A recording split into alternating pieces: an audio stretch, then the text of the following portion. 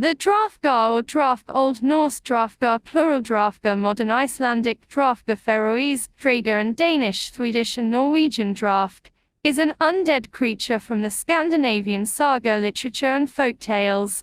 Commentators extend the term Draugr to the undead in medieval literature, even if it is never explicitly referred to as such in the text, and designated them rather as a Hopui barrow dweller or an Aptanga, literally again Walker Icelandic.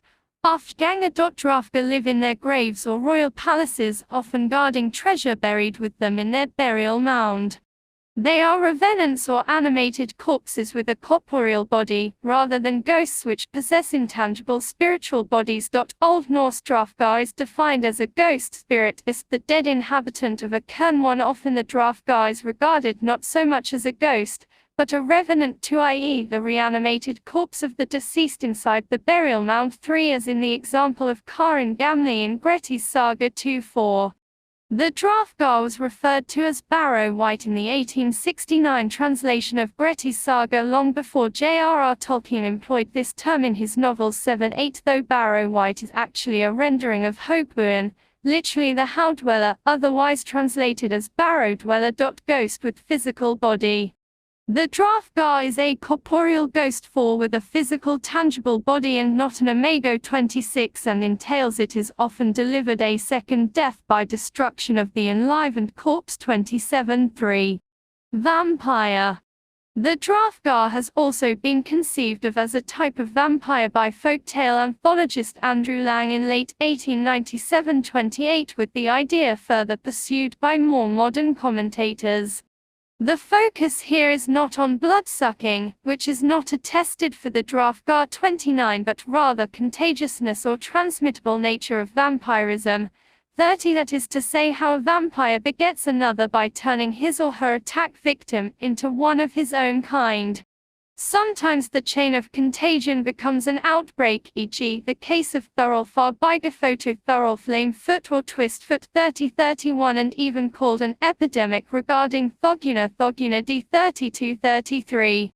A more speculative case of vampirism is that of Glaumar, who was asked to tend sheep for a haunted farmstead and was subsequently found dead with his neck and every bone in his body broken. 34. It has been surmised by commentators that Glaumar by contamination was turned into an undead Draugr by whatever being was haunting the farm. Draugr usually possessed superhuman strength. 37, and were generally hideous to look at, bearing a necrotic black or blue color. 38-39. And were associated with a reek of decay. 40, or more precisely inhabited haunts that often issued foul stench. 41.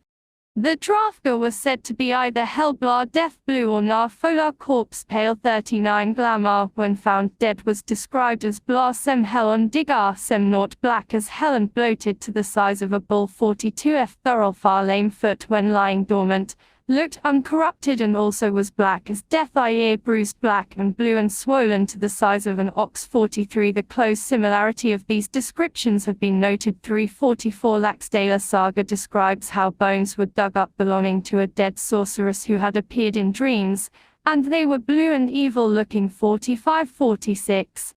Thrain the berserker of Valen turned himself into a troll in Hromunda Saga. Gripsona was a fiend Dolgar which was black and huge, roaring loudly and blowing fire, and moreover possessed long scratching claws, and the claws stuck in the neck, prompting the hero Hromunda to refer to the Draugr as a sort of cat. Old Norse Katakan. 47-48-49. The possession of long claws features also in the case of another revenant, Asvidharaswitus, who came to life in the night and attacked his foster brother Asmundus, with them scratching his face and tearing one of his ears. G. 50-51.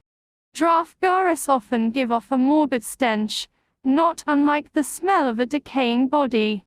The mound where Kar the Old was entombed reeked horribly. 52-53. In Hardhar Saga, Horta Grimkelson's two underlings die even before entering Soti the Vikings' mound due to the gust and stink odor wafting out of it. 54.